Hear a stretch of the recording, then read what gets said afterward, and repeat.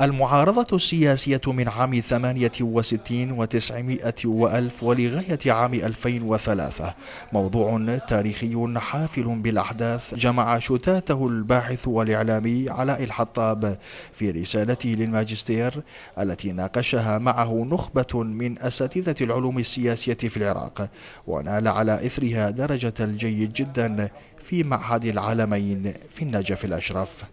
قيمنا مرحلة المعارضة من عام 1968 حتى عام 2003 وخرجنا بمجموعة توصيات نقدية في الإيجابيات التي رافقت عملية المعارضة السياسية ودور المعارضة السياسية، وأيضا السلبيات التي رافقت عمل المعارضة السياسية خلال هذه الفترة مدة البحث من 1968 حتى 2003. لجنة المناقشة وصفت الرسالة بالمهمة لما حوته من معلومات توثيقية استخلص من خلالها الباحث نظرته النقدية لدور المعارضة العراقية في النصف الثاني من القرن المنصرم.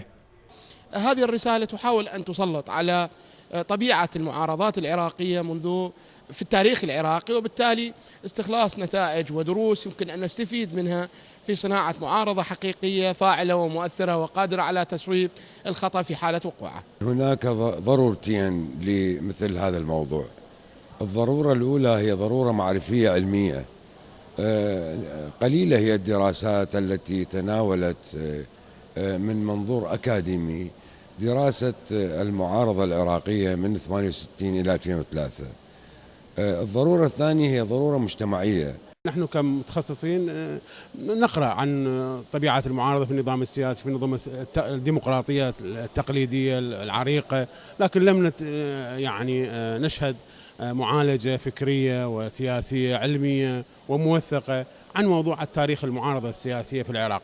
فبالتالي أعتقد هذا تسجل لصالح الباحث اختيار هذا الموضوع لأنه به خصوصية. ويتطلع الباحث من خلال رسالته البحثية أن يوصل رسائل إلى النخب السياسية المعاصرة كما هو رأي لجنة المناقشة، رسائل علمية تحض على ضرورة توازن العملية الديمقراطية في العراق عبر تفعيل دور المعارضة السياسية تحت قبة البرلمان.